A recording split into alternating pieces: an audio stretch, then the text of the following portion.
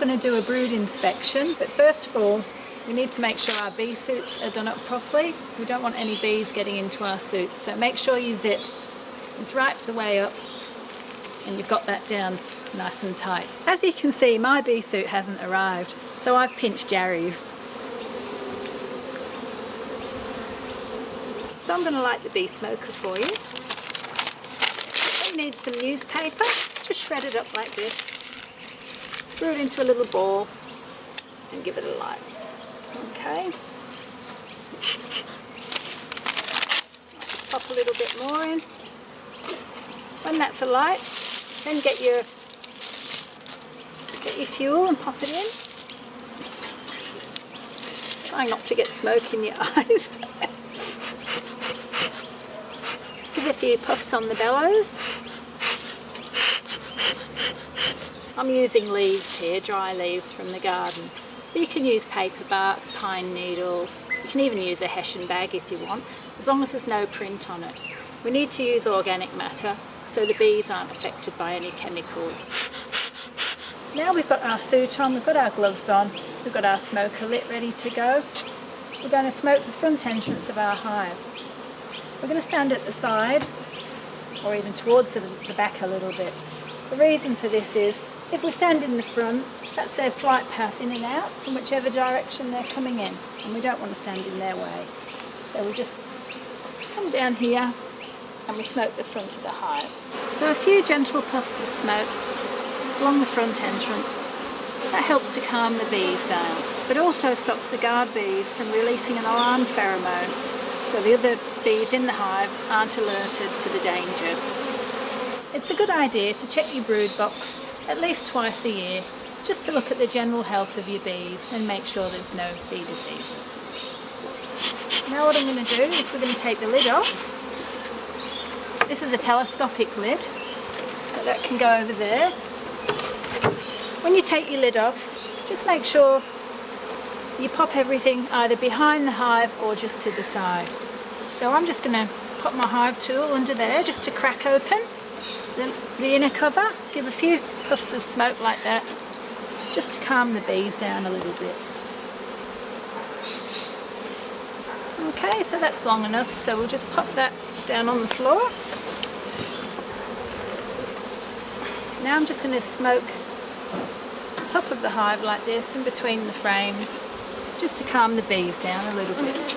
Next I'm going to pop my hive tool under one corner like this, on top of the queen excluder, push it in a little, and try this corner. This just cracks any propolis or wax that the bees have used to fill in any gaps. So propolis comes from a tree resin, okay, and the bees use that like glue to fill in any little holes or any little cracks that are in your hive. So I'm just going to move this hive over onto the inner cover, like so. That just stops all the bees from going onto the floor and keeps them happy there. Alright, just going to a little bit more smoke. This is the queen excluder. This stops the queen who lives down here in the brood box from coming up into the honey soup. So we just gently take this off like so. Now when you're taking it off, just be really careful and mindful, because your queen bee might be on the underside here. So have a good look, like this. Make sure you can't see her anywhere. There's all your gorgeous little worker bees on there. We're going to pop that on the top of your flow super. And I'm going to just smoke gently with nice cool smoke down into the frames. This makes the bees go down. Alright, so now we're in the brood box. So we keep our eye out for the queen. So with your hive tool, what you need to do is go in between your first and your second one. Just give it a little push like that on either side. This just loosens any wax or propolis they've used as a glue to glue the frames together. So what we do is we just get the hook from our tool, pop it underneath like that, and we can easily grab hold like this, pull our frame out. Okay, I just set mine on the edge like that so I can get a good grip. Now when you're inspecting your brood comb, keep it in a vertical position. If you put it up like this, into the horizontal position, you might lose your brood, you'll get honey dripping out. And try and keep your frame over the top of your box, because if your queen's on there and you're moving it over the grassy area, you might lose your queen. So I'm going to give this a shake so we can have a look at the frame a bit more clearly. Okay? So what we're going to be looking for, we're going to have a look for some eggs. We're going to be looking for worker, which we can see there are plenty of workers. And we've got the drone cells here. Also, while we're in here, we're going to be looking for any pollen that they might be storing and any honey.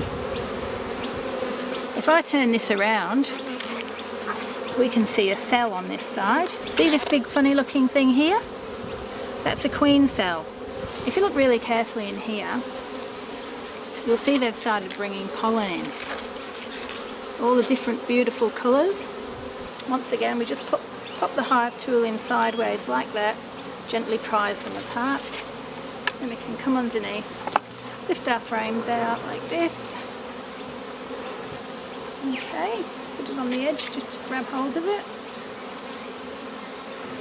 Have a little look for a queen. And then I'm going to give this another shake into the box.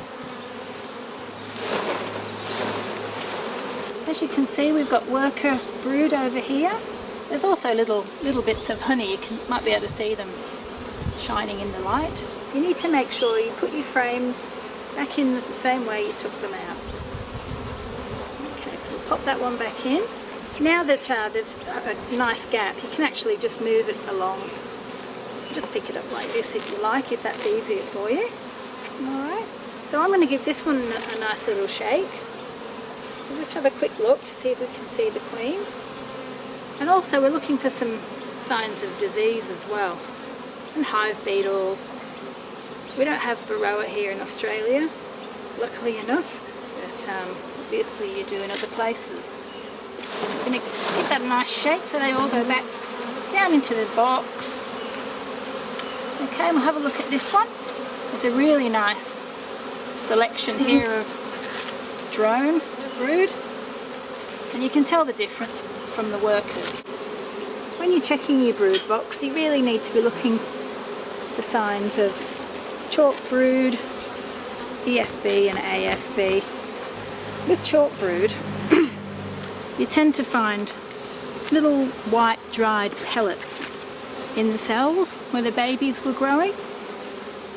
This usually happens if there's a lot of moisture getting into your hive, so if that happens, what I generally tend to do is I'll put my hive, I'll just locate it just a little bit, a foot into the sunshine, maybe lift the lid to let some airflow get through, and this will usually clear it up. Okay, so we're going to pop that one back in there. I'm just going to give them a little bit more smoke. Now when you're working in your brood box, you really need to do it as calmly, as quietly, and also quickly-ish. And because you don't want your brood getting cold. Okay, so we're going to keep working through these as quick as we can, but as calmly as we can. Another thing to look out for is AFB. Now, AFB is a bacteria that has spores. Now these spores, they can last 40 years. So if your hive gets AFB, you're going to have to burn it, unfortunately. The poor little darlings will have to be burnt. A few years ago, when I sort of started beekeeping, just had a couple of hives in the garden, I could smell a really foul smell. So I opened up my hive, and I had sunken cappings in the brood. There was dead brood, there were brown and black. There was a really awful smell. So I got a friend of mine round who's a old beekeeper guy, and he did a little test for me, which was really interesting. So he got a little match. What he did, he stuck the match into one of the cells and he pulled it out, and it was all like ropey and stringy, and that was kind of a confirmation that it was AFB. But what we did was we took a sample of that and we sent it off to the labs so they could say, yes, it's definitely this, you know, you need to burn your hive, which was really awful because I got a little cup of petrol at night time. I lifted the lid, closed the entrance at the front, and, you know, poured the petrol in. They were all buzzing away, all happy. And then a couple of seconds later, it just was dead quiet. It was really, really sad, but it was something that had to be done. Right, there's another bee disease as well that your bees could get, and that's EFB. That's a bacteria. So what happens with them? The larvae will usually be brown or black, maybe with sunken cappings. But as you can see, this is a really healthy hive. It's looking really, really good. Okay, I'm not going to shake these little girls off here. So this one's right next to the wall, so you may need to give it a little bit more of a push, just in case there's any brace comb attaching from the wall to the frame. So we're going to lift this one out. Okay, we're going to have a look at this one. Up here we've got some worker brood, and as you can see up here, I'm just going to give these ones a little bit of a shake so we can have a bit more of a look. We've got honey here. Just over here, if you look a little bit more carefully, we can see some drones. They're quite a lot bigger than the worker bees. They've got a fatter body and a little bit rounder around the back, and they've got huge eyes, so you'll know them. And they don't sting, not like the girls. I'm going to put this hive back together because we need to keep it as warm as possible. Because the brood box usually stays around 35 degrees. So the brood kept nice and warm. So it's got to go back in the same order it came out. So I'm just going to move all these over. Trying not to squash any of these gorgeous little girls. I'm just going to pop this one back in.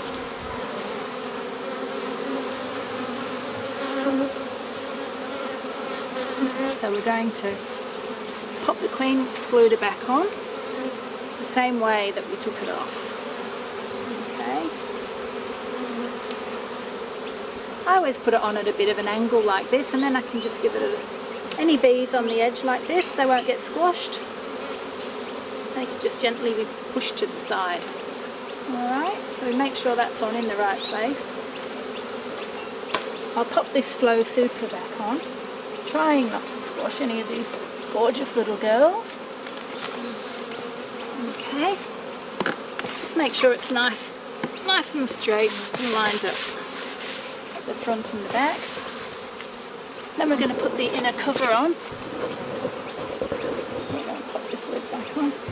There's a few more hive beetles here.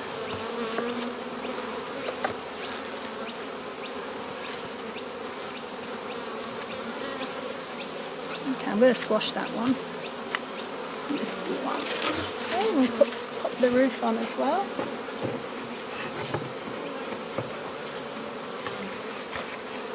There we go. It's our brood inspection done. This was a really healthy hive, plenty of workers, so it was looking really nice. To keep up to date with all the latest episodes, please subscribe to the Flow Hive YouTube channel. And if you have any questions or suggestions, pop them in the box below and we'll do our best to get back to you as soon as we can.